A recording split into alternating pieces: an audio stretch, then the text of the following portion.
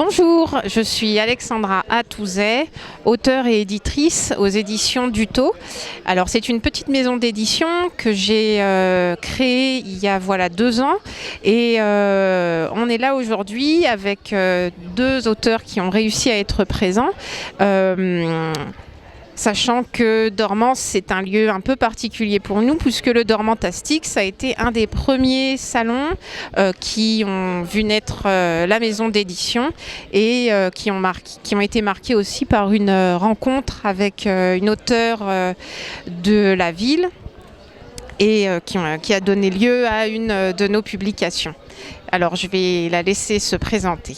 Donc bonjour, je suis Caroline Kael, je suis effectivement originaire de Dormans. Je fais partie donc de la Maison Duto pour l'instant un titre qui s'appelle Jusque ce qu'à la mort nous sépare. Nous avons ici une histoire qui est un mélange de policier, de paranormal et d'historique, avec un personnage qui enquête au cours de différentes vies antérieures pour résoudre un mystère. Et cette rencontre avec la Maison Duto, c'est véritablement une belle rencontre qu'on a fait il y a 1 an et demi maintenant. Et c'est vraiment une belle rencontre humaine, comme tu l'as dit aussi. C'est vraiment un plaisir parce que faire partie de la Maison Duto, c'est aussi faire partie d'une grande famille. Voilà.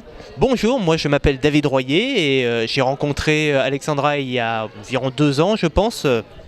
C'est grâce à elle que j'ai pu faire éditer mon roman de Cendres, qui est un roman en fait de médiéval fantasy plutôt orienté dark, dans le style à la fois de Game of Thrones et du Seigneur des Anneaux, qui se retrouve dans un univers assez sombre et pourtant avec des héroïnes fortes. Et je pense que notre grande patronne va présenter les autres auteurs qui n'ont pas pu être là avec nous. Alors la spécificité de la Maison Duto, c'est la littérature fantastique sur un large éventail, c'est-à-dire qu'on va aborder des récits de fantasy plutôt soft et on va aller jusqu'à des histoires qui sont effrayantes et qui font trembler. J'ai une pensée également pour Geoffrey le Grand qui habite vers Orléans et qui nous a confié Osukatei, qui est le premier tome d'un récit de fantaisie médiévale à tendance un peu japonisante. Donc son premier tome est un roman d'initiation et la suite qui a plus une dimension épique arrive au mois de mai. Donc là c'est notre prochaine sortie. Je salue également Stéphane qui écrit sous le pseudo SM Chevalier et qui nous a confié un recueil de nouvelles horrifiques. Donc là, c'est le plus sombre des titres que l'on ait publiés et qui est extrêmement bien écrit, qui nous prend complètement au piège et qui nous fait faire des cauchemars, mais on adore ça. Un petit coucou également à Alice Rune qui est le dernier né de la maison d'édition et qui est un conte qui peut être lu à la fois par des enfants et par des adultes puisqu'il y a plusieurs niveaux de lecture.